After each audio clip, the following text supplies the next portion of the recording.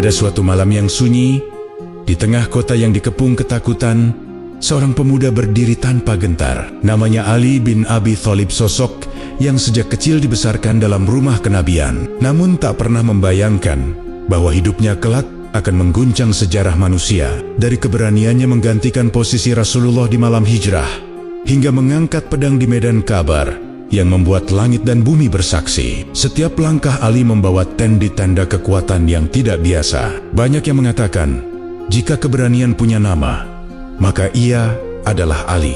Tapi sedikit yang tahu, perjalanan panjangnya penuh ujian, pengorbanan, dan keputusan yang hampir mustahil diambil oleh manusia biasa. Inilah kisah seorang pemuda yang tumbuh menjadi simbol keberanian, kecerdasan, dan keteguhan hati, sosok yang diberi gelar pedang Allah dan dicintai oleh para malaikat serta dihormati musuh-musuhnya. Sebelumnya, bantu subscribe, like, dan tulis amin di kolom komentar. Semoga rezekinya lancar. Amin. Di tengah kota Mekah yang masih terpaku pada tradisi lama, lahirlah seorang anak dari keluarga mulia Bani Hashim. Ia diberi nama Ali, putra Abu Thalib. Sejak kecil, Ali tumbuh dalam suasana rumah yang penuh kebaikan, namun juga kesulitan. Krisis ekonomi menimpa banyak keluarga Quraisy, termasuk keluarga Abu Thalib. Pada masa itulah, Rasulullah SAW. Keputusan ini bukan hanya bentuk kepedulian, tetapi juga awal dari perjalanan panjang yang akan mengubah arah sejarah. Sejak hari pertama tinggal di rumah Rasulullah, Ali merasakan kedamaian yang berbeda. Ia tumbuh dalam lingkungan yang bersih dari penyembahan berhala, jauh dari hiruk-pikuk ritual yang tak pernah benar-benar ia mengerti. Ali kecil lebih banyak mengamati daripada berbicara. Ia mengamati cara Rasulullah bersikap, berbicara, dan memperlakukan semua orang dengan kasih sayang yang sama. Setiap hari, Ali melihat teladan yang begitu kuat,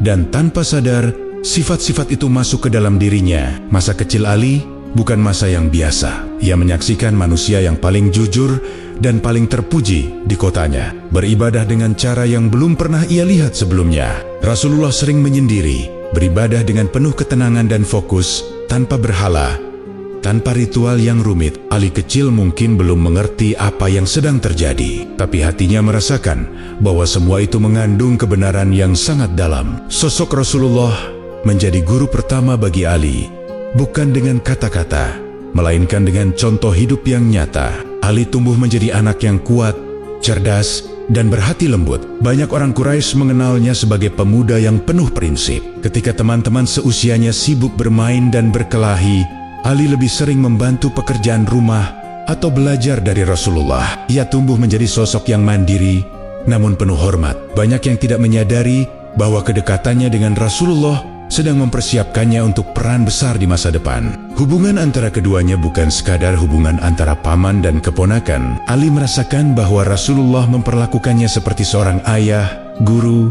dan sahabat. Ia tumbuh dengan kepercayaan diri yang kuat karena selalu mendapat bimbingan langsung dari orang yang paling berakhlak di kota Mekah. Setiap nasihat, setiap sikap, dan setiap momen kebersamaan menjadi pondasi yang kelak membentuk keberanian dan kebijaksanaannya. Namun, kehidupan Mekah saat itu tidak mudah. Banyak suku dan keluarga yang mulai merasakan ketegangan akibat perbedaan pandangan tentang agama dan kekuasaan. Dalam suasana seperti itu, Ali kecil belajar memahami bagaimana dunia bekerja. Ia melihat bagaimana sebagian orang memperjuangkan kebenaran, tetapi yang lain mempertahankan tradisi, meskipun bertentangan dengan hati nurani. Di tengah situasi tersebut, Ali belajar bahwa keberanian tidak hanya berarti berani mengangkat pedang, tetapi juga berani memegang prinsip. Masa kecil Ali yang sederhana dan penuh ujian itu menjadi fondasi pertama dalam membentuk karakternya sebagai seorang tokoh besar dalam sejarah Islam. Dari rumah kecil tempat ia tumbuh, dari didikan lembut Rasulullah, dan dari kesulitan hidup yang ditempa sejak dini, Ali sedang dipersiapkan untuk sesuatu yang jauh lebih besar. Sebuah perjalanan panjang baru saja dimulai, dan takdir menuntunnya menuju peran penting dalam misi kebenaran yang akan mengubah dunia. Hari itu langit Mekah tampak lebih tenang dari biasanya, seperti ada sesuatu yang menunggu untuk terjadi, sesuatu yang tidak terlihat mata, tetapi terasa oleh hati. Ali, yang saat itu masih berusia muda, melihat Rasulullah sering pergi ke Gua Hiro. Setiap kali kembali, beliau terlihat semakin tenang namun juga lebih banyak merenung. Bagi Ali, perubahan itu menumbuhkan rasa penasaran yang dalam. Ia terbiasa melihat Rasulullah dalam keseharian, tetapi kali ini ada sesuatu yang berbeda. Sesuatu yang membuatnya bertanya-tanya tanpa berani mengeluarkan suara. Suatu malam yang sunyi, semua berubah. Rasulullah kembali dari Gua Hira dengan wajah yang tidak pernah dilihat Ali sebelumnya. Ada ketakjuban, sekaligus rasa berat yang tidak dapat digambarkan dengan kata-kata. Ali yang melihatnya langsung merasakan sesuatu yang besar telah terjadi. Rasulullah memanggil Khadijah, dan keduanya berbicara dengan suara pelan tentang peristiwa yang belum Ali pahami. Saat itu, Ali hanya bisa memperhatikan dari kejauhan, moroberaba, makna perubahan yang begitu cepat. Beberapa hari setelah itu,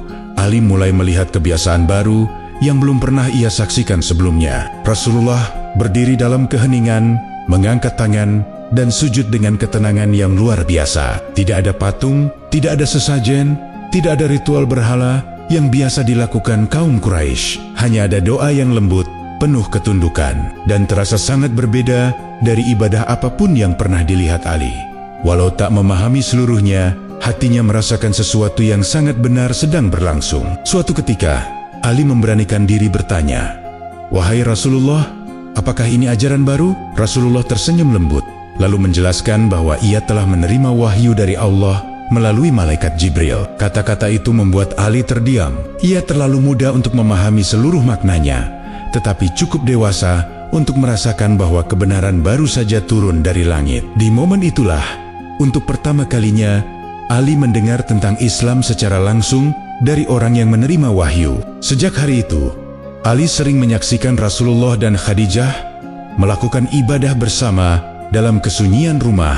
Dua orang, seorang nabi dan seorang istri, setia menjadi fondasi pertama agama yang kelak menyebar ke seluruh penjuru dunia. Ali menyaksikan semuanya dari jarak dekat. Ia melihat keduanya sujud dalam keheningan, berdoa dengan ketulusan yang belum pernah ia lihat pada siapapun. Pemandangan itu masuk begitu dalam ke hati Ali, hingga membuatnya bertanya-tanya, apakah ini adalah kebenaran yang sudah lama ia cari? Meski masih sangat muda, Ali memiliki ketajaman hati yang jarang dimiliki orang seusianya. Ia merasa bahwa jalan ini bukan sekadar perubahan ritual, tetapi perubahan besar bagi peradaban. Setiap gerakan ibadah Rasulullah membuat Ali semakin yakin bahwa beliau membawa pesan yang luar biasa. Ali juga melihat ketenangan yang terpancar setiap kali Rasulullah selesai berdoa. Seakan seluruh beban dunia luruh dalam sujudnya. Lambat laun, Ali mulai memahami bahwa beliau bukan lagi sekadar paman yang penuh kasih. Beliau adalah utusan Allah, pembawa risalah kepada seluruh manusia. Kehidupan Ali berubah tanpa ia sadari. Dari seorang pemuda yang hanya mengamati, ia mulai merasakan panggilan untuk mendekat pada cahaya yang dibawa Rasulullah. Pertemuan pertama dengan wahyu bukan hanya peristiwa besar bagi umat manusia, tetapi juga awal dari perjalanan spiritual Ali yang akan mengubah seluruh jalan hidupnya. Pagi itu, suasana di rumah Rasulullah terasa berbeda. Ali melihat Rasulullah dan Khadijah kembali melaksanakan ibadah dalam ketenangan yang sama seperti hari-hari sebelumnya. Tetapi kali ini, ada sesuatu yang mendorong hatinya untuk lebih dekat. Ali, yang biasanya hanya mengamati dari kejauhan, perlahan mendekat. Ia merasa bahwa momen itu bukan momen biasa. Ada dorongan kuat dalam batinnya, seakan-akan ia sedang dituntun untuk memahami sesuatu yang lebih besar dari dirinya sendiri. Ketika ibadah selesai, Ali memberanikan diri untuk bertanya lebih jauh. "Wahai Rasulullah, ajaran apakah ini? Dan untuk siapa risalah ini diturunkan?" Pertanyaan itu lahir dari ketulusan seorang pemuda yang sedang mencari arah. Rasulullah memandang Ali dengan penuh kasih, lalu menjelaskan bahwa agama ini adalah Islam jalan tauhid yang murni, yang menyeru manusia untuk menyembah Allah. Yang satu kota-kota itu terasa seperti jawaban dari segala kegelisahan yang selama ini ia rasakan. Ali tidak terpengaruh oleh berhala berkilau yang disembah kaumnya, dan kini ia menemukan alasan kuat untuk memahami mengapa hatinya selalu menolak tradisi itu. Penjelasan Rasulullah membuat hati Ali dipenuhi ketenangan sekaligus rasa ingin tahu yang kuat. Ia bertanya lagi, "Apakah ajaran ini benar, wahai Rasulullah?" Rasulullah menjawab dengan suara lembut, "Demi Allah, wahai Ali, ini adalah kebenaran dari Tuhanmu." Suara itu bukan sekadar jawaban. Itu adalah sebuah kepastian yang menggetarkan jiwa seorang pemuda berusia belasan tahun. Dalam seketika, Ali merasakan bahwa setiap kata Rasulullah selaras dengan fitrah yang ia miliki sejak kecil. Namun keputusan untuk menerima ajaran baru itu bukan perkara sederhana. Ali hidup di tengah masyarakat yang sangat kuat memegang tradisi penyembahan berhala. Ia tahu bahwa mengikuti risalah Rasulullah berarti melangkah ke jalan yang penuh ujian. Tetapi meski begitu muda, hati Ali memiliki keteguhan yang berbeda dari anak-anak lain seusianya. Ia tidak membutuhkan banyak waktu untuk merenung. Seakan hatinya telah disiapkan sejak lama. Ia berkata dengan mantap, "Aku bersaksi bahwa tidak ada Tuhan selain Allah dan engkau adalah utusannya."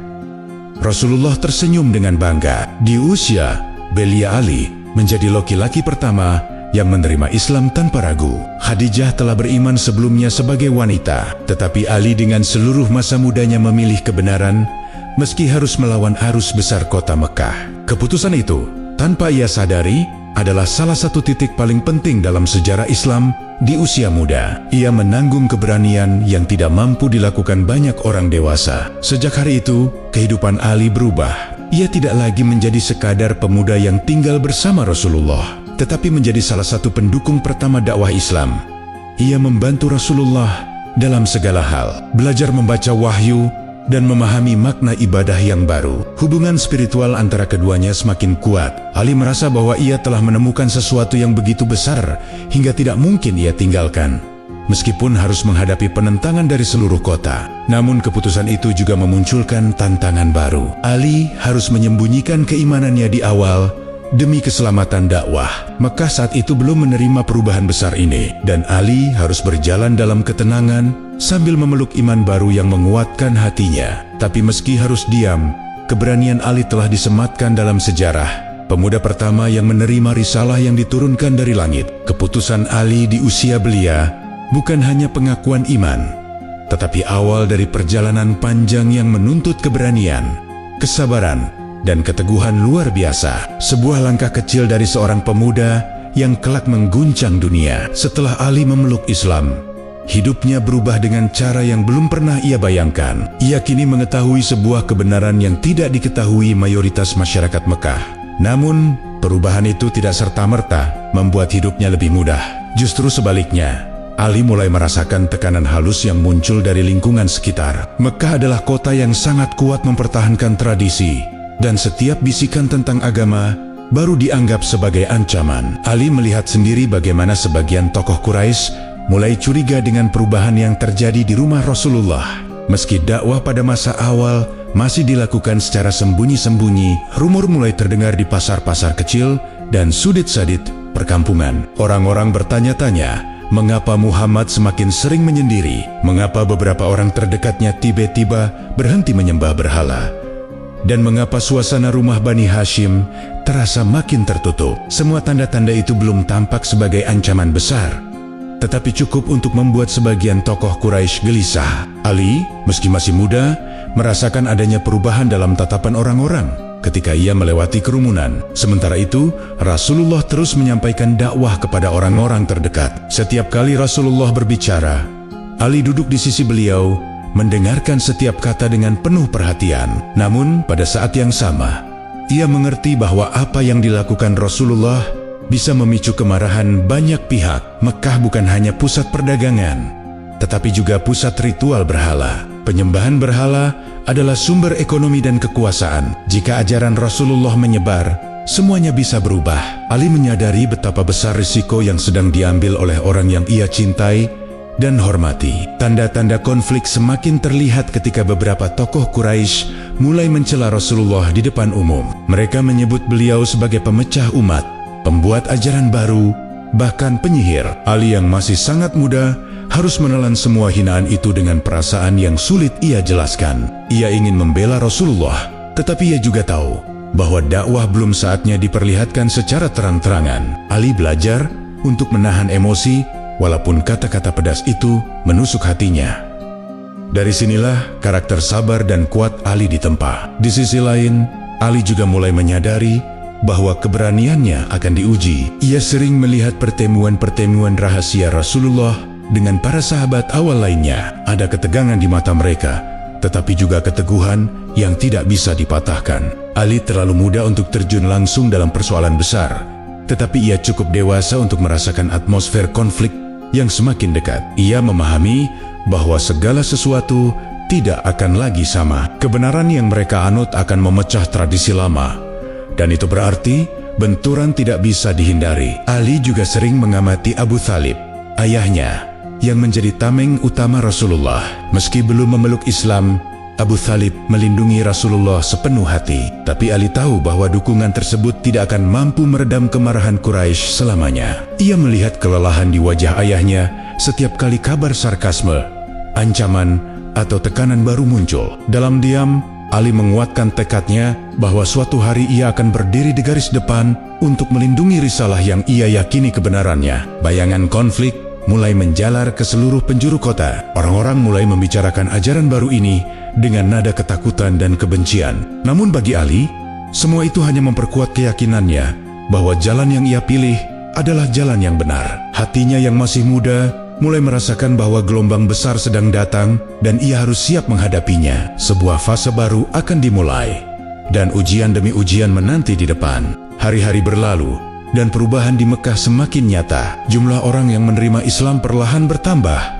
Meski tidak banyak, mereka semua beribadah secara sembunyi-sembunyi agar tidak memicu kemarahan Quraisy. Ali, yang selalu berada di sisi Rasulullah, menyaksikan perkembangan ini dengan perasaan campur aduk. Di satu sisi, ia merasakan harapan karena kebenaran mulai dikenal. Namun di sisi lain, ia melihat tekanan dan ancaman yang mengintai setiap waktu. Dalam suasana itulah, Ali mulai merasakan bahwa dirinya akan memikul peran besar yang belum sepenuhnya ia mengerti. Suatu sore yang tenang, Ali duduk bersama Rasulullah di dalam rumah. Cahaya matahari sore masuk melalui celah pintu, menciptakan bayangan lembut di ruangan kecil itu. Tanpa banyak kata, Rasulullah menatap Ali dengan pandangan dalam. "Wahai Ali," kata beliau perlahan, "ketahuilah bahwa jalan ini bukan jalan yang mudah. Aku melihat dalam dirimu keteguhan dan keberanian yang akan dibutuhkan pada waktu yang akan datang."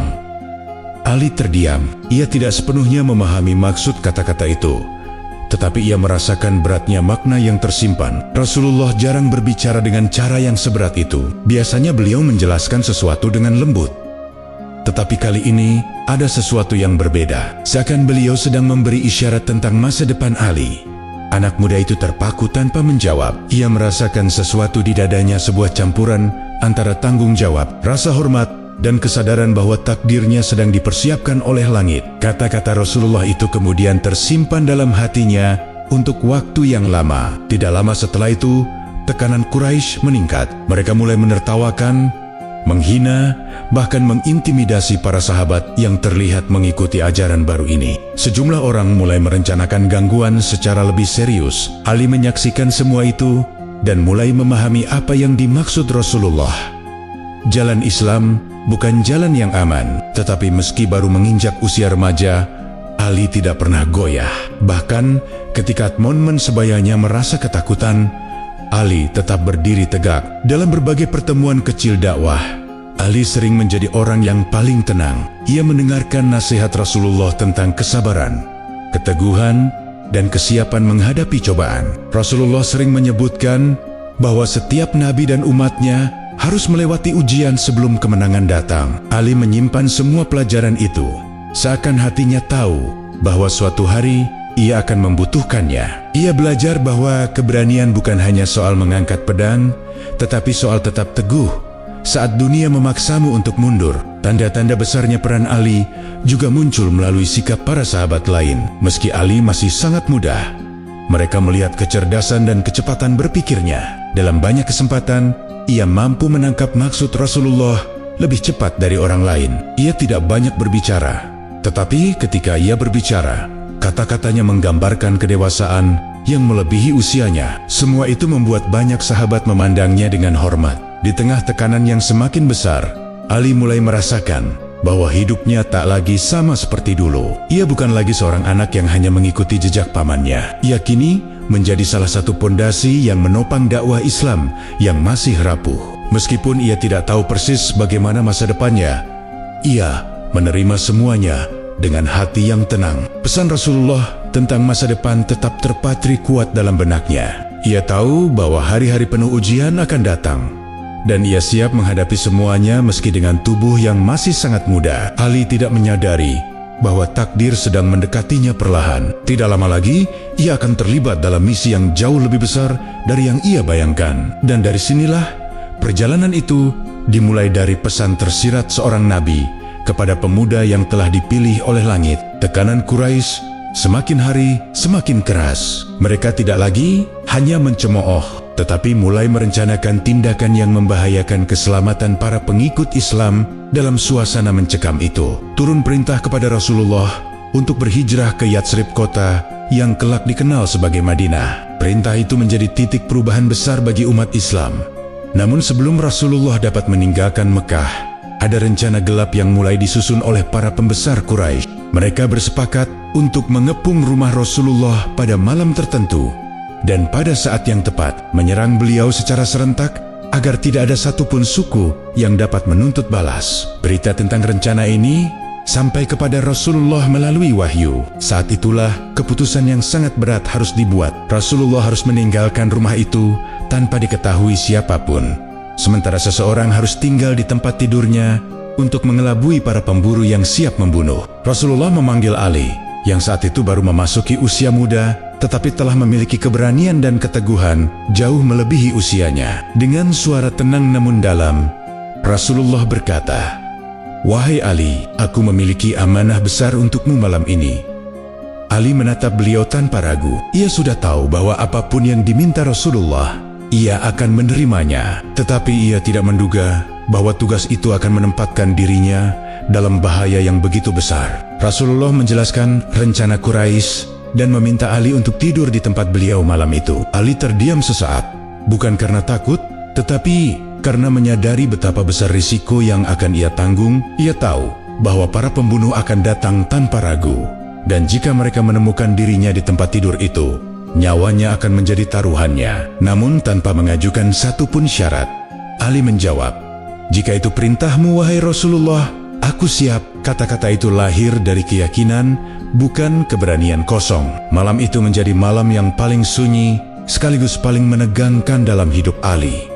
Ia berbaring di tempat tidur. Rasulullah menutup tubuhnya dengan selimut yang biasa digunakan beliau. Rumah yang biasanya terasa tenang, mendadak berubah menjadi tempat yang penuh kemungkinan bahaya. Dari celah-celah dinding, Ali bisa mendengar langkah kaki orang-orang Quraisy yang semakin dekat. Suara bisikan, langkah kaki, dan ketukan perlahan membuat suasana seakan membeku. Namun, Ali tetap tidak bergerak sedikit pun. Ia pasrahkan hidupnya kepada Allah, dan hatinya tenang, meski ancaman begitu nyata. Sementara itu, Rasulullah telah pergi bersama Abu Bakar menuju arah yang ditentukan wahyu. Ketika para pemuda Quraisy akhirnya menyerbu rumah itu, mereka terkejut melihat sosok yang tidur di tempat Rasulullah. Saat selimut ditarik, mereka mendapati Ali. Kekecewaan mereka berubah menjadi kemarahan.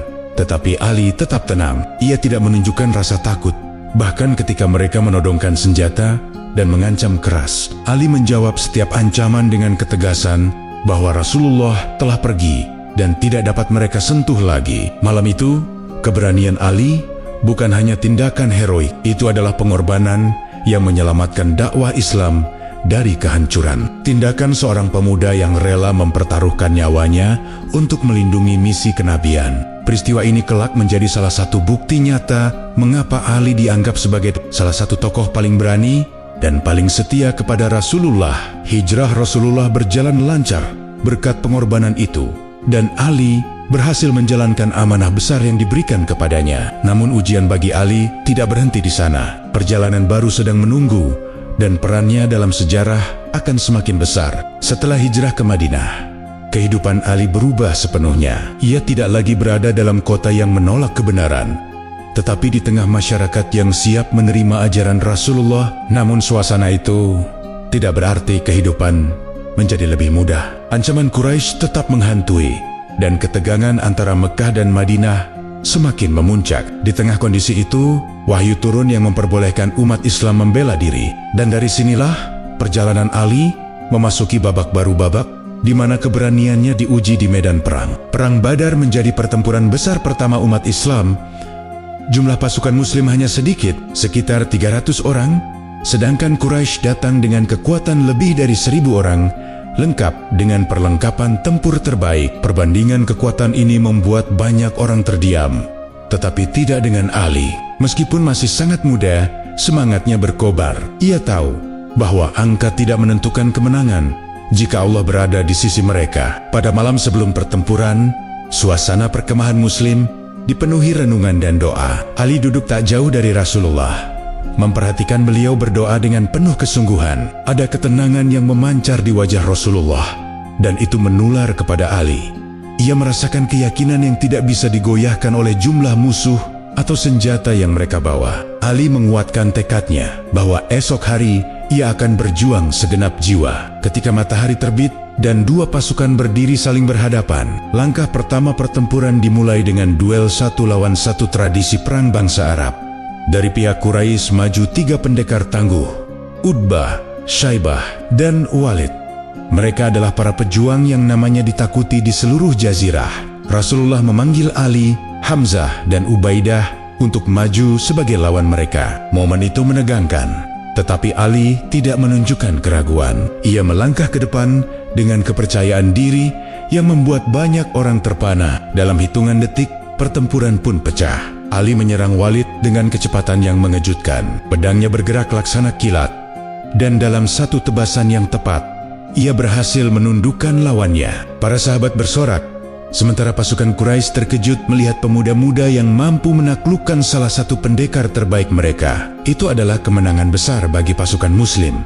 Tetapi bagi Ali, itu baru permulaan. Setelah duel pembuka itu, Perang Badar berubah menjadi pertempuran besar yang penuh debu, teriakan, dan keberanian. Ali terjun ke tengah medan dengan kekuatan yang seakan tidak pernah habis. Ia bergerak cepat, melindungi barisan, dan membantu sahabat yang terdesak. Setiap ayunan pedangnya membuat musuh ragu untuk mendekat. Banyak riwayat menyebut bahwa lebih dari separuh kemenangan pasukan Muslim hari itu ditopang oleh keberanian Ali.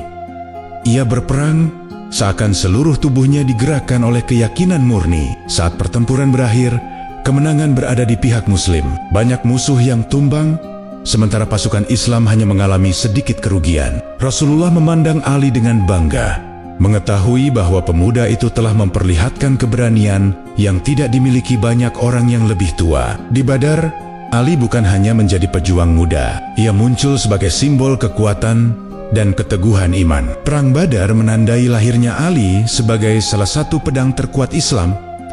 Mekah mulai menyadari bahwa keberanian Ali bukan sekadar cerita, ia adalah kekuatan nyata yang tidak bisa diremehkan. Dan mulai dari hari itu, reputasinya sebagai pejuang besar mulai berkembang, menjadi dasar bagi gelar-gelar besar yang kelak disematkan kepadanya. Namun Badar hanyalah awal. Ujian berikutnya akan datang dengan tekanan yang jauh lebih besar, dan Ali harus siap menghadapi semuanya. Kemenangan di Badar membawa harapan baru bagi kaum muslimin. Namun kemenangan itu juga menimbulkan amarah mendalam pada kaum Quraisy. Mereka tidak menerima kekalahan itu begitu saja. Dengan dendam yang membara dan tekad untuk membalas, mereka mulai mempersiapkan pasukan yang jauh lebih besar. Dan ketika waktu itu tiba, Perang Uhud menjadi ujian besar yang harus dihadapi Ali dan kaum muslimin. Pada Perang Uhud, pasukan Quraisy datang dengan jumlah yang hampir 3 kali lipat lebih besar. Mereka membawa peralatan lengkap dan strategi matang. Ali berada di barisan depan bersama para sahabat yang paling berani. Sebelum pertempuran dimulai, Rasulullah memberikan nasihat agar seluruh pasukan tetap disiplin, khususnya pasukan pemanah yang ditempatkan di bukit untuk melindungi barisan belakang. Ali mendengarkan dengan penuh perhatian, menyadari bahwa perang kali ini tidak hanya mengandalkan keberanian, tetapi juga kesabaran dan strategi. Ketika peperangan dimulai, Ali langsung menunjukkan ketangkasannya. Setiap musuh yang mendekat, ia hadapi tanpa ragu. Gerakannya cepat, tegas, dan penuh perhitungan. Ia melindungi Rasulullah dari serangan-serangan mendadak. menghalau siapapun yang mencoba mendekat. Namun kemenangan awal pasukan Muslim berubah menjadi kekacauan ketika para pemanah turun dari bukit karena mengira perang telah selesai. Ketenangan barisan pun goyah, dan celah besar terbuka bagi pasukan Quraisy untuk menyerang balik dengan keras. Dalam situasi kacau itu, Ali menjadi salah satu sahabat yang bertahan paling keras untuk menjaga Rasulullah. Ia bergerak tanpa berhenti, melindungi dari berbagai arah. Musuh-musuh yang mencoba mendekat dihentikan dengan cepat. Banyak riwayat menyebutkan bahwa Ali terluka lebih dari belasan kali pada hari itu. Tetapi tidak satu pun lukanya membuat ia mundur. Ia berdiri layaknya benteng hidup, memastikan bahwa Rasulullah tetap selamat di tengah gempuran musuh. Keberanian itu membuat namanya semakin harum di kalangan sahabat dan semakin ditakuti oleh Quraisy. Namun, cobaan belum berakhir. Beberapa tahun kemudian, datang perang Khandaq, peristiwa besar ketika seluruh suku Arab bersatu untuk menghancurkan Madinah. Pasukan itu begitu besar sehingga mereka disebut sebagai pasukan Azab. Kaum muslimin tidak memiliki kekuatan untuk menghadapi mereka di medan terbuka, sehingga mereka menggali parit besar sebagai benteng pertahanan. Ali ikut menggali parit itu, bekerja bersama para sahabat tanpa mengenal lelah. Meski tubuhnya letih, semangatnya tidak pernah padam. Di tengah tekanan itu, muncullah tokoh besar Quraisy bernama Amr bin Abud, seorang pendekar yang ditakuti seluruh jazirah Arab. Ia melompati parit dan menantang siapapun untuk bertarung satu lawan satu. Tidak ada yang berani maju karena semua tahu kemampuan Amr.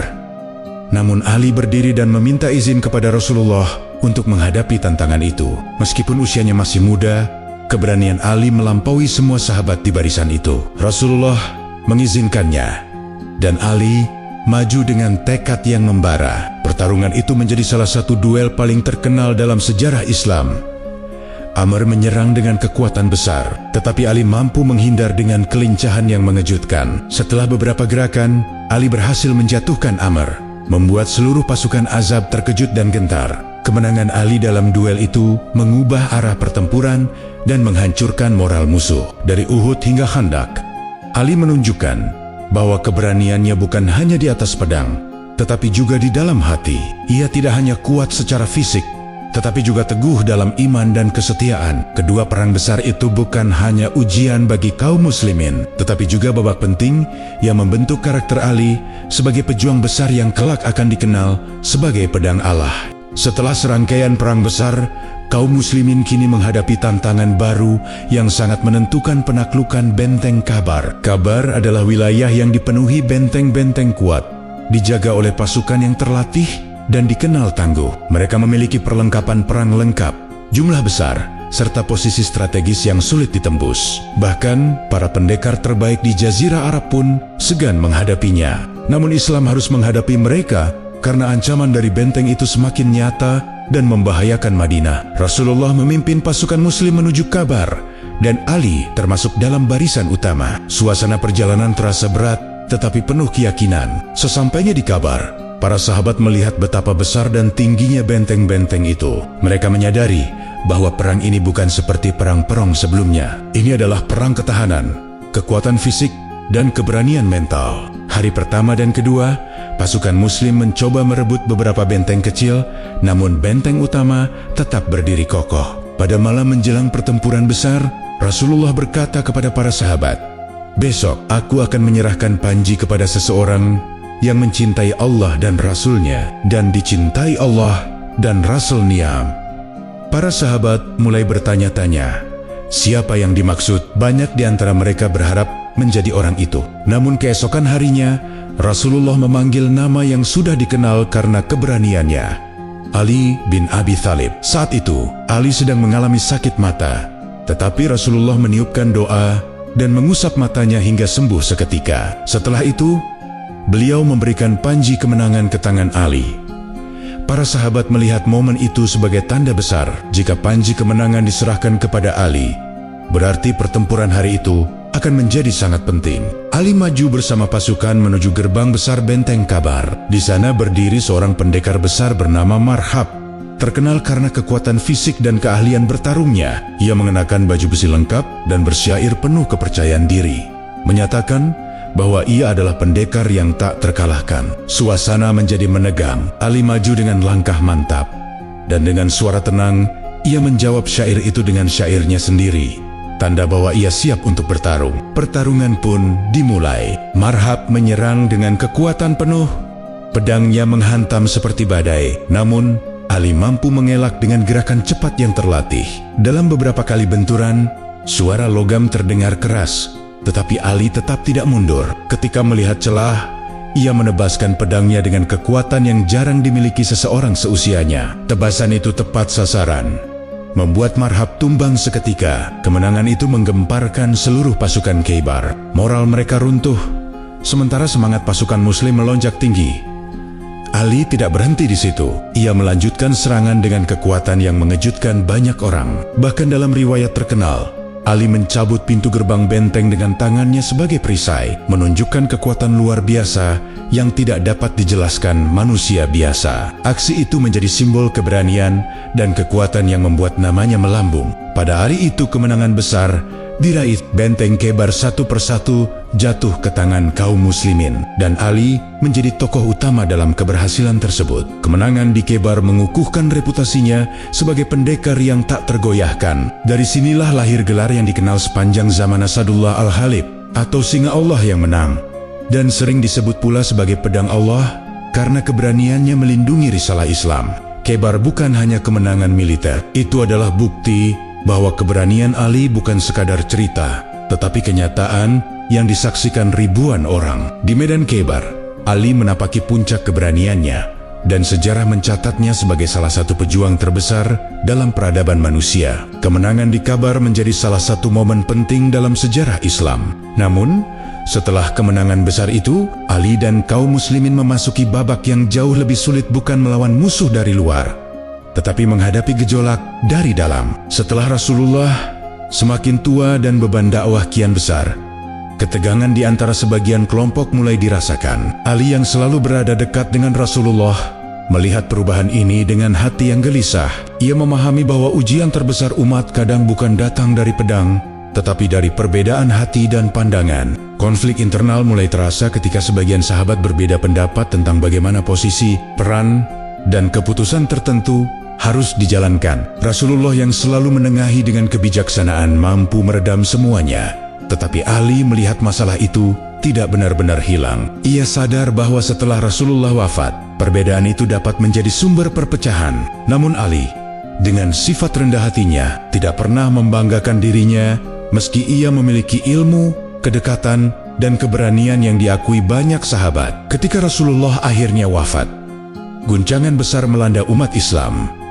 Kesedihan mendalam menyelimuti Madinah. Hampir seluruh urusan menjadi kacau karena kehilangan sosok pemimpin yang menjadi pusat persatuan. Dalam suasana duka itu, umat harus menghadapi kenyataan bahwa kepemimpinan harus diteruskan. Peristiwa Sakifah menjadi titik awal munculnya perbedaan pendapat mengenai siapa yang layak memimpin umat. Ali, yang sedang sibuk mengurus pemakaman Rasulullah, tidak hadir dalam musyawarah awal itu. Ketika keputusan telah ditetapkan dan Abu Bakar dinyatakan sebagai khalifah, sebagian umat mempertanyakan prosesnya. Mereka menilai bahwa Ali dengan kedalaman ilmu, keberanian, dan keluarga dekat Rasulullah memiliki hak yang besar untuk dipertimbangkan. Namun Ali memilih langkah yang mengejutkan banyak orang. Ia tidak memicu kegaduhan atau menuntut haknya dengan suara keras.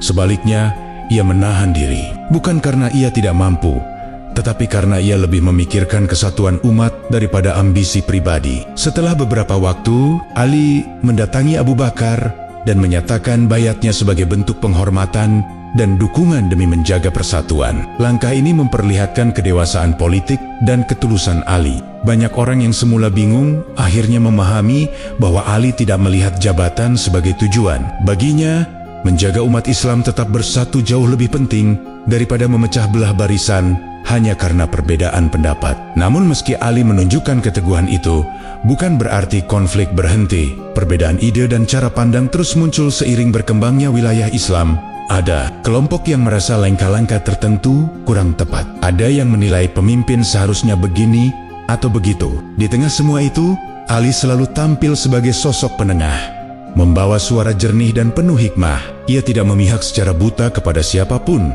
tetapi selalu mencari jalan yang paling dekat dengan keadilan. Ali sering menjadi tempat bertanya, bukan hanya dalam urusan agama, tetapi juga persoalan hukum dan pemerintahan. Ilmunya yang luas dan kecerdasannya yang tajam membuat sahabat lain menghormatinya. Namun Ali tetap bersikap rendah hati, tidak pernah membanggakan kedudukannya sebagai keluarga Rasulullah. Sikap inilah yang menjadikan dirinya pondasi moral di masa-masa genting tersebut. Konflik internal umat pada masa awal Islam menjadi ujian yang sangat berat. Ali melihat semuanya dengan mata seorang pejuang sekaligus seorang pemimpin. Ia tahu bahwa perbedaan tidak bisa dihindari. Yang penting adalah bagaimana tetap menjaga kesatuan di tengah perbedaan itu.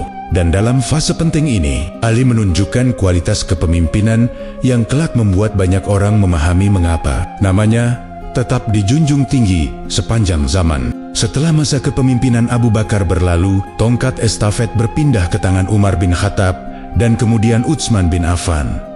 Ali terus berperan sebagai penasihat hukum, dan sosok yang selalu dimintai pandangan dalam urusan yang rumit. Namun, semakin jauh perjalanan waktu, perbedaan cara memimpin dan perluasan wilayah Islam menimbulkan berbagai pertentangan baru. Ali menyaksikan semua itu dengan hati yang gelisah, bukan karena ia tidak setuju, tetapi karena ia mengerti bahwa perbedaan ini berpotensi melukai persatuan umat. Saat kekhalifahan Utsman, ketegangan meningkat, perubahan sosial, politik, dan ekonomi yang cepat membuat sebagian kelompok merasa tidak puas. Mereka menganggap beberapa keputusan administratif perlu dikritisi. Meskipun isu ini cukup kompleks, banyak yang menuntut perbaikan. Di tengah gelombang kritik, Ali muncul sebagai suara yang menyejukkan. Ia tidak mendukung pemberontakan, namun juga tidak menutup mata terhadap masalah yang dirasakan rakyat. Ia memilih posisi tengah sikap yang tidak mudah, terutama ketika emosi masyarakat sedang memuncak. Ali beberapa kali mendatangi Khalifah Utsman untuk memberi nasihat. Dengan bahasa yang lembut dan penuh hormat, ia mendorong agar sebagian kebijakan ditinjau kembali demi meredakan kemarahan rakyat. Namun, keadaan sudah terlanjur panas. Kelompok-kelompok dari berbagai daerah datang ke Madinah dan menuntut perubahan secara keras. Ali berusaha menengahi, namun ia tahu bahwa situasinya tidak lagi sekadar persoalan administratif. Ini adalah pusaran emosi, ketidakpuasan, dan prasangka yang semakin sulit dikendalikan. Puncaknya terjadi ketika rumah Utsman dikepung oleh para pemberontak. Ali, yang saat itu berada di Madinah, melakukan berbagai upaya untuk meredakan situasi. Ia mengirim anak kanannya untuk membantu menjaga rumah Utsman dan melindunginya dari tindakan anarkis. Namun gelombang pemberontakan itu sulit dipadamkan. Pada akhirnya, tragedi besar itu terjadi. Khalifah Utsman terbunuh oleh tangan orang-orang yang tidak memahami akibat dari tindakannya. Ini menjadi luka mendalam bagi seluruh umat Islam. Dan bagi Ali, itu adalah pukulan berat yang sulit ia lupakan. Setelah wafatnya Utsman, umat Islam kehilangan arah. Kekosongan kepemimpinan membuat keadaan semakin kacau. Banyak sahabat besar mendatangi Ali dan meminta ia menjadi khalifah untuk meredakan kekacauan. Ali awalnya menolak, bukan karena tidak mampu, tetapi karena ia mengerti bahwa situasinya sedang tidak stabil. Namun setelah desakan terus datang dan suara umat semakin menguat, Ali akhirnya menerima amanah itu bukan sebagai kehormatan, tetapi sebagai beban berat yang harus ia pikul demi menyelamatkan umat. Ketika Ali diangkat menjadi khalifah, ia segera mengambil langkah cepat untuk memulihkan keadaan. Ia membentuk kembali struktur pemerintahan, menertibkan administrasi, dan menegakkan keadilan. Namun luka yang ditinggalkan wafatnya Utsman belum pulih.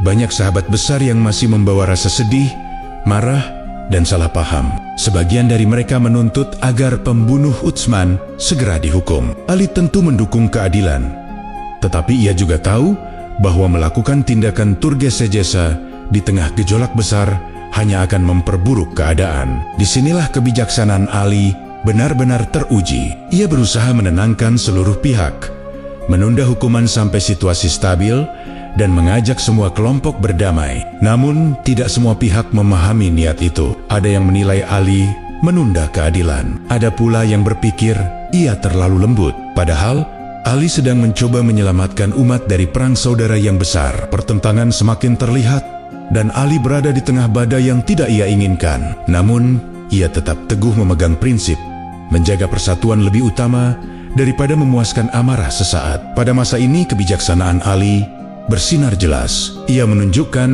bahwa menjadi pemimpin bukan soal kekuasaan, tetapi keberanian untuk mengambil keputusan yang tidak disukai banyak orang demi kebaikan yang lebih besar. Ketika Ali menerima amanah menjadi khalifah, seluruh Madinah menyadari bahwa masa pemerintahan ini tidak akan mudah. Situasi politik sangat rapuh. Luka akibat wafatnya Utsman masih terasa dalam, dan berbagai kelompok membawa interpretasi masing-masing tentang keadilan. Ali mewarisi umat yang terbelah, bukan karena perbedaan iman, tetapi karena perbedaan cara melihat masa depan Islam.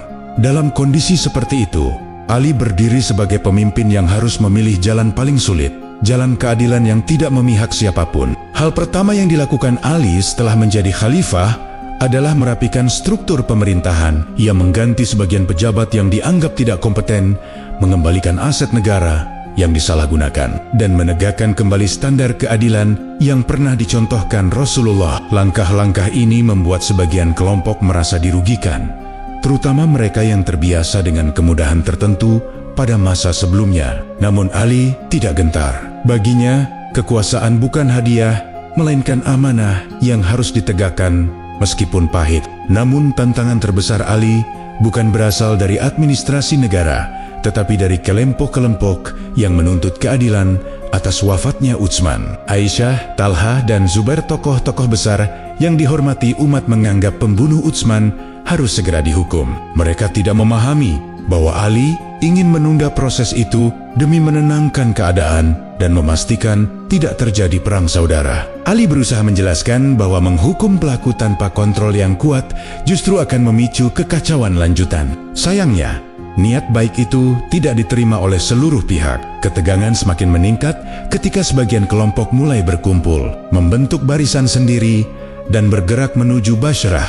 Mereka tidak berniat memerangi Ali, tetapi ingin meminta agar pembunuh Utsman segera diadili. Namun perjalanan itu berubah menjadi salah paham besar. Kedua pihak berada dalam kondisi emosional, dipengaruhi kabar-kabar yang simpang siur. Ali, yang mengerti bahaya situasi ini, memutuskan untuk menyusul mereka dan mencoba berdialog secara langsung. Ketika kedua pihak bertemu, terjadilah pertemuan yang menyentuh hati. Ali berbicara dengan Aisyah, Talha, dan Zubair. Mereka semua saling menghormati dan saling mencintai sebagai keluarga besar Rasulullah. Dalam percakapan itu, mereka sebenarnya hampir mencapai kesepahaman. Ali menyampaikan bahwa ia tidak menolak keadilan, tetapi ingin melakukannya dengan cara yang menjaga kesatuan umat. Para pemimpin di pihak lain mulai memahami niat itu, dan ketegangan perlahan mencair. Namun, sebelum kesepakatan damai benar-benar terrealisasi, ada kelompok ekstrem yang menyusup dari balik kegelapan. Mereka adalah orang-orang yang memang menginginkan kekacauan agar umat Islam terus terpecah. Pada malam hari, kelompok ini menyerang kedua kubu secara dayam-dayam, membuat masing-masing pihak mengira bahwa pihak lain sedang berkhianat. Serangan itu menjadi pemicu pecahnya pertempuran besar yang dikenal sebagai Perang Jamal, pertempuran yang tidak diinginkan siapapun, termasuk Ali. Dalam kekacauan itu, Ali tetap berusaha menahan pasukannya agar tidak melukai siapapun lebih dari yang diperlukan. Ia memerintahkan agar Aisyah tidak disentuh, karena ia adalah istri Rasulullah. Ia juga mengirimkan tim khusus untuk menenangkan unta Aisyah agar peperangan berhenti. Namun situasi sudah terlanjur membara dan pertempuran terjadi dengan intensitas yang menyakitkan. Ali berperang bukan sebagai musuh bagi mereka, tetapi sebagai pelindung umat yang harus menghentikan pertumpahan darah. Ketika perang akhirnya mereda, Ali memperlakukan semua pihak dengan kehormatan dan kasih sayang. Ia mengantar Aisyah pulang ke Madinah dengan penjagaan penuh hormat, menunjukkan bahwa hubungan mereka tidak ternodai oleh perbedaan politik. Sikap Ali memperlihatkan bahwa kekuasaan tidak membuatnya buta. Ia tetap menjaga kemuliaan setiap sahabat, meski mereka sempat berhadapan di medan perang. Dalam peristiwa besar ini, Ali kembali membuktikan bahwa kekhalifahan baginya bukan soal menang atau kalah, tetapi soal mempertahankan nilai. Di tengah badai politik yang membelah umat, ia tetap berdiri sebagai pemimpin yang berpegang pada prinsip, Keadilan tidak boleh dikorbankan demi kepentingan siapapun, bahkan ketika dunia berada di ambang kehancuran. Setelah peristiwa Jamal mereda, Ali memindahkan pusat pemerintahannya dari Madinah ke Kufah untuk menstabilkan kondisi politik yang mulai mengarah ke perpecahan lebih besar. Meski masyarakat Kufah menyambutnya dengan hormat, Ali tahu bahwa memimpin umat dalam keadaan terbelah bukan pekerjaan ringan. Ia terus menjaga ketertiban, memperbaiki administrasi, dan menegakkan keadilan tanpa memihak. Namun dalam hati kecilnya,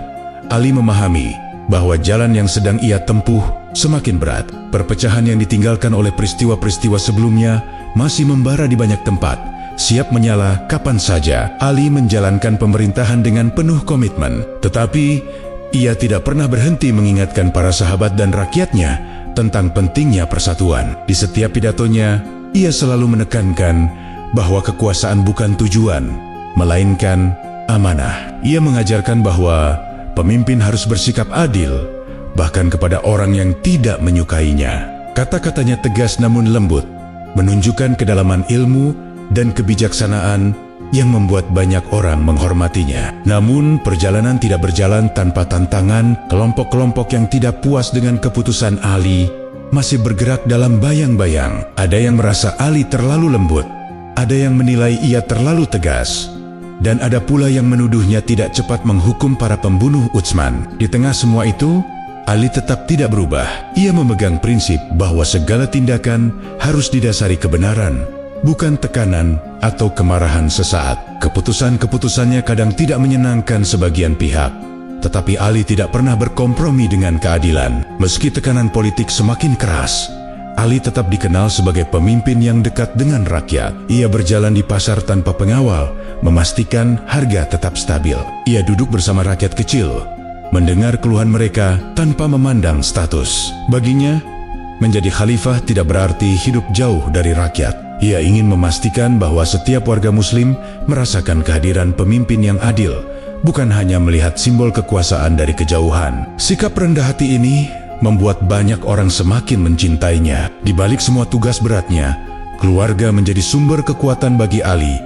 Ia selalu melibatkan Hasan dan Husain dalam banyak kegiatan penting, mengajarkan mereka arti keberanian, keadilan, dan kesetiaan. Ia juga memperlakukan keluarganya dengan penuh kasih, meski ia tidak pernah membiarkan hubungan darah menghalangi objektivitasnya sebagai pemimpin. Ali adalah sosok yang mampu menjadi ayah yang lembut, sekaligus pemimpin yang tegas dalam satu waktu. Namun perjalanan hidup Ali mulai menunjukkan tanda-tanda mendekati akhir. Ia sering berbicara tentang kefanaan, tentang kesiapannya kembali kepada Allah, dan tentang sifat dunia yang sering menipu manusia. Dalam banyak kesempatan, kata-katanya terdengar seperti nasihat perpisahan. Para sahabat terdekat merasakan bahwa Ali sedang mempersiapkan diri untuk sesuatu yang tidak diketahui. Meski ia tetap menjalankan tugas seperti biasa, ada kesunyian tertentu dalam sorot matanya, seakan ia sudah berdamai dengan takdir yang mendatang. Di tahun-tahun terakhirnya, Ali semakin fokus mengokohkan nilai-nilai agama. Ia memperingatkan umat untuk tidak terjebak dalam ego politik, mengingatkan mereka bahwa Islam dibangun di atas kasih sayang,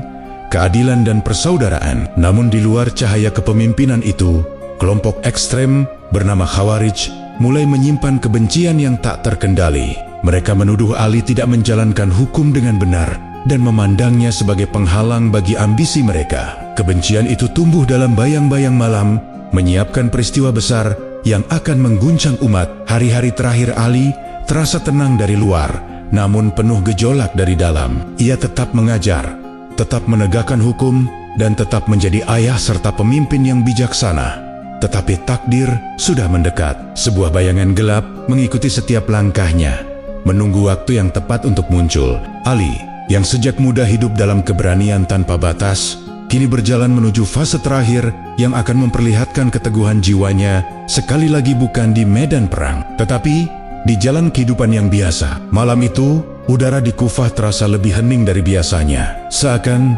seluruh kota menahan napas, menunggu sesuatu yang tidak dapat dijelaskan. Ali bin Abi Thalib melangkah keluar dari rumahnya menuju masjid untuk menunaikan salat subuh.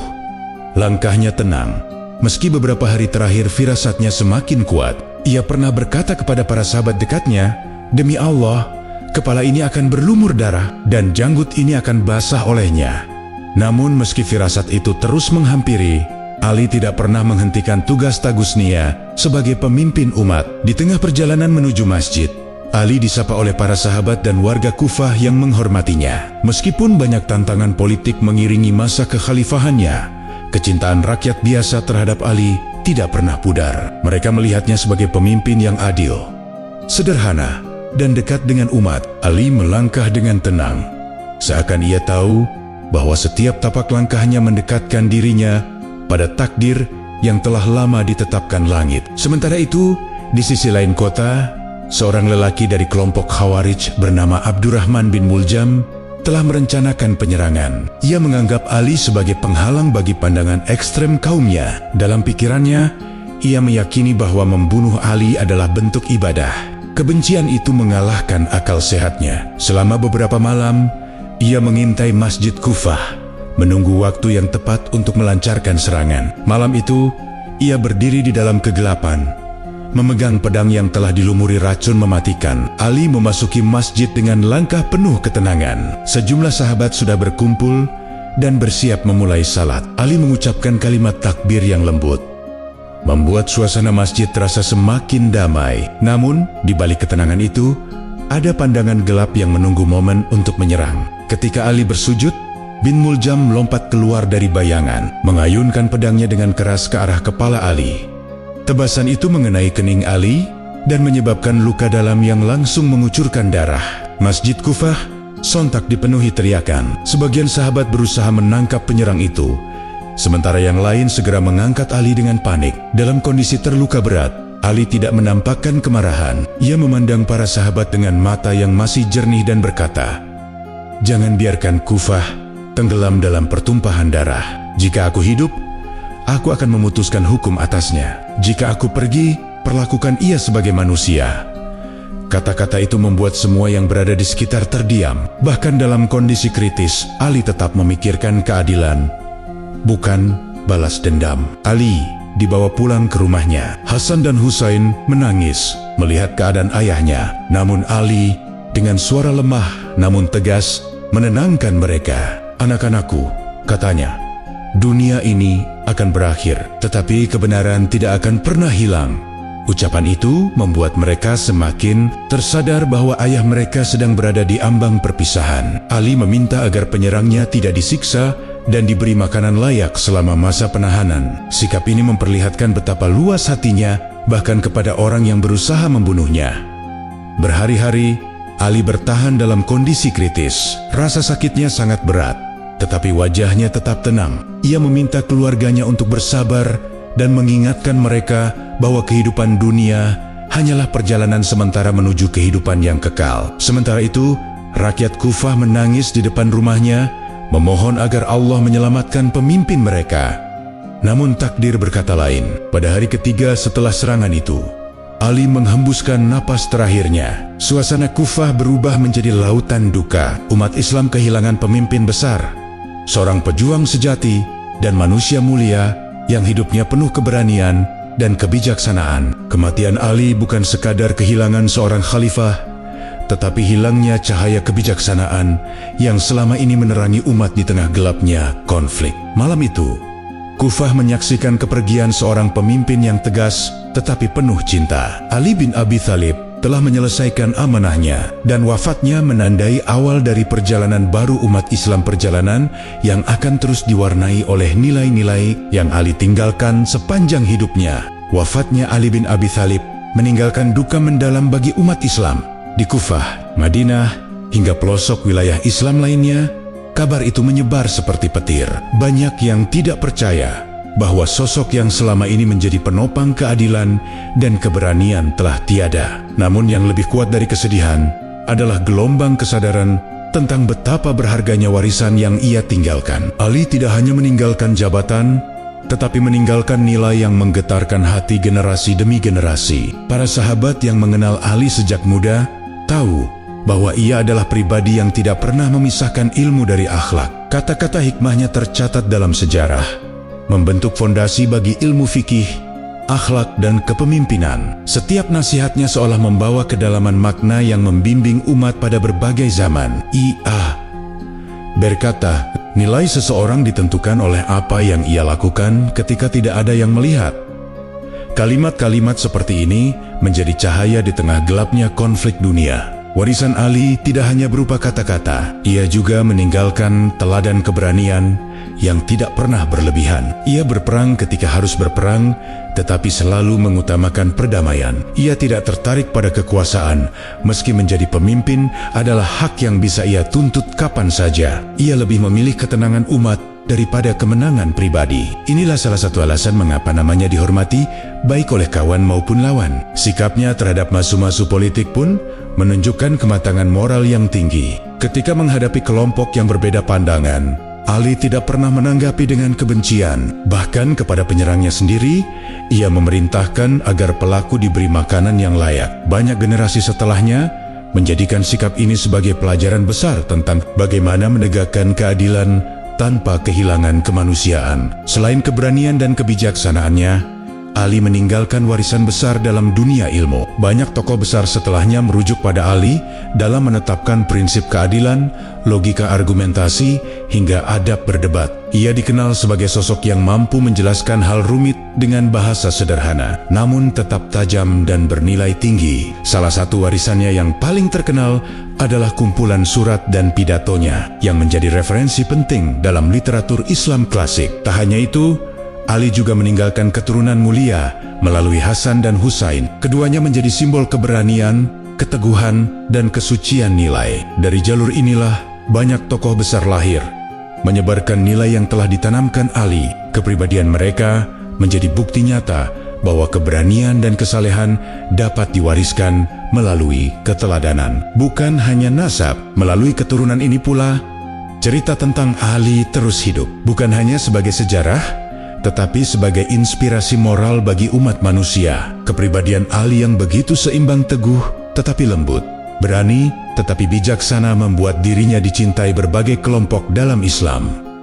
Bahkan orang yang memiliki pandangan berbeda tetap menghormatinya sebagai salah satu manusia paling mulia. Banyak tokoh sejarah, dari ulama hingga pemimpin besar, menjadikannya sebagai contoh kepemimpinan yang ideal. Mereka melihat pada diri Ali sosok yang tidak hanya memahami agama, tetapi juga memahami manusia. Warisan Ali juga terus hidup dalam kalangan masyarakat biasa. Cerita-cerita tentang keberaniannya saat masih remaja, pengorbanannya ketika hijrah, serta keteguhannya dalam perang-perang besar masih diceritakan oleh generasi ke generasi. Namun yang paling melekat adalah kehidupannya yang selalu berpihak pada keadilan dan kebenaran. Ia tidak pernah menggunakan kekuasaan untuk kepentingan pribadi. Bahkan sebagai khalifah, ia hidup sederhana, jauh dari kemewahan. Wafatnya Ali bukanlah akhir. Justru sejak hari itu, nilai-nilainya mulai menyebar ke seluruh generasi umat Islam, dari majelis-majelis ilmu, mimbar-mimbar masjid, hingga rumah-rumah kecil yang mengajarkan akhlak kepada anak-anaknya. Nama Ali terus disebut sebagai simbol cahaya yang tidak pernah padam. Warisan yang ia tanamkan bukan sekadar tentang sejarah, tetapi tentang bagaimana manusia seharusnya hidup dengan keberanian, keadilan, dan hati yang bersih. Seiring berlalunya waktu, kisah Ali bin Abi Thalib tidak memudar seperti kisah manusia biasa. Justru setiap generasi menemukan kembali nilai-nilai baru dalam perjalanan hidupnya. Ali bukan hanya tokoh sejarah, ia menjadi simbol bagi keberanian yang tak gentar, keadilan yang tak bisa dibeli, dan ketulusan yang tidak pernah berubah meski dunia di sekitarnya dilanda konflik. Namanya menjadi jembatan yang menghubungkan umat pada masa awal Islam dengan nilai-nilai luhur yang tetap relevan berubah-debad.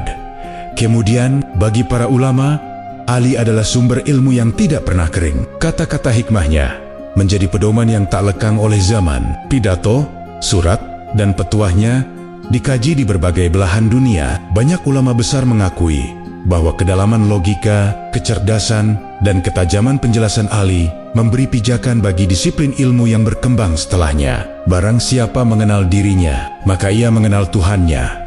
Begitulah salah satu kalimat yang menunjukkan kedalaman spiritualitas Ali. Ungkapan-ungkapan seperti ini menjadi inspirasi bagi mereka yang sedang mencari arah hidup. Sementara bagi para pejuang, Ali adalah simbol ketangguhan. Mereka melihat bagaimana seorang pemuda yang tumbuh dalam kesederhanaan mampu berdiri tegak menghadapi pasukan besar di Badar, Uhud, dan Khandaq. Mereka melihat keberaniannya bukan sekadar tenaga, tetapi kekuatan iman yang mengalir dari keyakinan yang kokoh. Ali tidak pernah bertempur untuk dirinya sendiri. Ia selalu bertempur demi nilai, demi kebenaran, dan demi melindungi mereka yang tertindas. Keberaniannya tidak lahir dari amarah, tetapi dari cinta kepada Allah dan Rasul-Nya. Bagi para pemimpin, Ali menjadi cermin dari bagaimana kekuasaan harus dijalankan. Ia memperlihatkan bahwa jabatan merupakan amanah, bukan hadiah. Sebagai khalifah, ia bekerja siang dan malam untuk memastikan keadilan tegak. Bahkan, jika keputusan itu membuatnya tidak disukai sebagian orang, ia memandang semua rakyat dengan mata yang sama,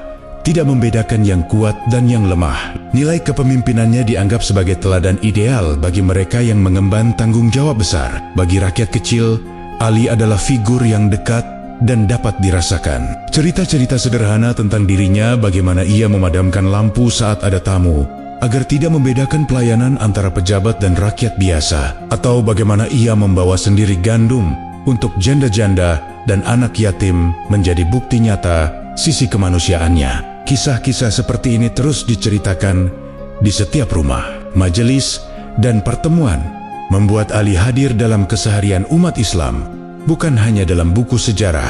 Dalam ranah spiritual, Ali sering digambarkan sebagai tokoh yang mencapai tingkat kedalaman batin yang sangat tinggi. Ia dikenal memiliki hubungan spiritual yang kuat, di mana ibadahnya penuh kekhusyukan. Dalam peperangan sekalipun, ia tetap menjaga hatinya agar tidak terjerumus dalam kesombongan atau kebencian. Ketika lawannya terjatuh dan meludahi wajahnya, Ali justru menghentikan serangan. Ia tidak ingin amarah menjadi alasan untuk mengayunkan pedang. Sikap ini menunjukkan betapa murni niatnya, betapa bersih hatinya, dan betapa ia memahami makna ibadah lebih dari sekadar ritual. Warisan Ali bukan hanya warisan umat Islam, nilai-nilai yang ia bawa bersifat universal: keberanian tanpa kesombongan, keadilan tanpa pilih kasih, ketegasan tanpa kekerasan, dan cinta tanpa syarat. Sosoknya digambarkan sebagai manusia yang lahir dengan hati seorang pejuang, tetapi akhlak seorang suci. Inilah mengapa namanya dikenal dan dihormati lintas suku, lintas mazhab,